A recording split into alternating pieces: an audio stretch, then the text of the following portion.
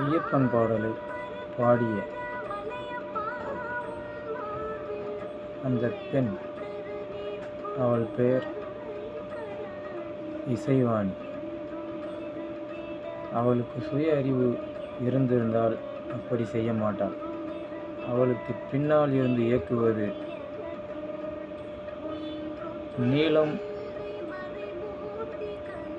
அந்த குழுவை நடத்தும் இந்த ரஞ்சித் என்பவன் இந்த வேலையை செய்கின்றான். அவன் சமீப காலமாகவே திரைப்படங்களில் ஜாதி பிரச்சனையை தூண்டுகிறான் மற்றும் மத பிரச்சனைகளை தூண்டிவிடுகின்றான்.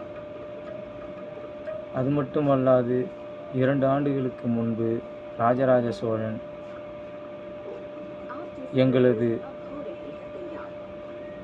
இடங்களை பறித்தார் அப்படி என்றெல்லாம் ஒரு புரூடா விட்டுக்கொண்டு இருக்கின்ற நாய் அது. அந்த நாய் பின்னாடி சென்று கொண்டு இதை போன்ற இளவட்டங்கள் மதமாற்றங்களை செய்து கொண்டு ஏமாறுகின்றன. ஒரு இந்துக்கள், நல்ல ஒரு இந்துக்கள் எந்த ஒரு ஆலயத்தை பார்த்தாவது வேற்று மதங்களை பார்த்து நீங்கள் இப்படி அப்படி என்று யாரையாவது குறை கூறுகிறார்களா? உங்களுக்கு மட்டும் எங்கிருந்து இந்த ஒரு கேவலமான அசிங்கமான குணங்கள் உங்களுடனேயே வருகின்றது? அது மட்டுமல்லாமல் ஜாதியை மறைப்பதற்கு ஒரு போர்வை என்று போர்வையை பொய்த்து கொண்டு நாத்திகவாதம் பேசிக்கொண்டு உங்களை நீங்களே ஏமாற்றிக் கொள்கிறீர்கள். தாடிக்காரன் பேச்சு என்றால் அந்த தாடிக்காரனே அன்று முதல் இன்று அவர் மறைந்தும் அவர் பெயரில் உள்ள ராமசாமி என்ற பெயரை நீக்கவில்லை. இன்று அதே தாடிக்காரன் பின்னாடி வந்த கே வீரமணி எனும் சாரங்கபாணி கோனார், அவருடைய பெயரிலிருந்து சாரங்கபாணி எனும் ராமனுடைய பெயரை நீக்கவில்லை. மற்றொரு பெயர் அவனுக்கு வீரமணி என்று, அதே மணிகண்டன் ஐயப்ப சுவாமியின் பெயர், அவர் பெயரை நீக்கவில்லை.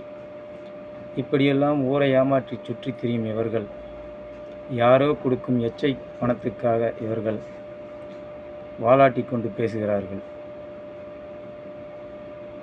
ஆகையால் இந்துக்களை கேவலப்படுத்தும் வெறித்தனமான செயல்களை நிறுத்தி கொள்ளுங்கள். வேற்று மதத்தவர் இவ்வாறு பேசுவது மிக தவறு. நாளை உங்கள் பக்கமும் இது திரும்பலாம். வேற்று மதத்தவரும் இதை கண்டு கேளிக்கையாக நினைக்காமல் நீங்களும் எதிர்ப்பு தெரிவிப்பது நல்லது. இது நாத்திகவாதம் என்று கூறிக்கொண்டு இவர்கள் தங்களே ஏமாற்றிக்கொண்டு நம்மளையும் ஏமாற்ற நினைக்கிறார்கள். அதோடு மட்டுமல்லாமல் நீங்களும் அவர்கள் பின்னால் கிருஷ்ணாராமா கோவிந்தா என்று நம் தெய்வங்களை வணங்குபவர்களும் அவர்கள் பின்னாலேயே நின்று கொண்டு அவர்கள் சொல்லுவதற்கெல்லாம் கையை தட்டி கொண்டு ரசிக்கிறீர்கள். ஒரு சிறிதளவாவது அவர்களுக்கு எதிர்ப்பு தெரிவிக்கும் அளவிற்கு நீங்கள் அவர்கள் பேசும்பொழுது பொதுக்கூட்டத்திலிருந்து ஒரு 10 பேர் விலகி பாருங்கள். அப்பொழுது அவர்கள் கட்டாயம் பேசுவதை நிறுத்துவார்கள். கூட்டத்தில் யார் நம்மை அவதூறாக பேசுகிறார்கள் என்று நமக்கே நன்றாக தெரியும். சிறிதளவாவது கடவுள் கொடுத்த அறிவு கொஞ்சமாவது நமக்கு இருக்கிறது என்று அங்கே சிந்தித்து பார்த்து கூட்டத்தில் உங்களை வைத்து கொண்டே நீங்கள் வேசியின் பிள்ளைகள் என்று கூறும் நாத்திகவாதிகள் பின்னாடி செல்லாதீர்கள்.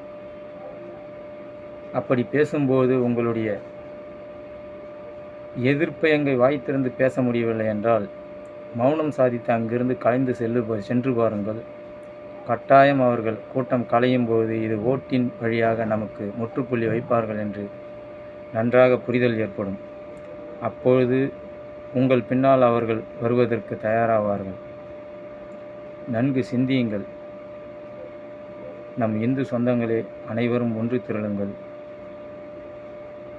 மற்ற மதத்தவர்களும் எல்லோரும் ஒற்றுமையோடு வாழ வழிவகுத்து நீங்களும் இதுபோன்ற நாத்திகவாதிகளுக்கு எதிர்ப்பு தெரிவித்து நாளை உங்கள் பக்கமும் இந்த மாதிரியான செயல்பாடுகள் திரும்பலாம் என்பதை கருத்தில் கொண்டு மற்ற நல்வுள்ளங்கள் அனைவரும் எதிர்ப்பு தெரிவித்து இந்துக்களோடு கைகோர்த்து நீங்களும் செயல்படுங்கள். நன்றி, வணக்கம்.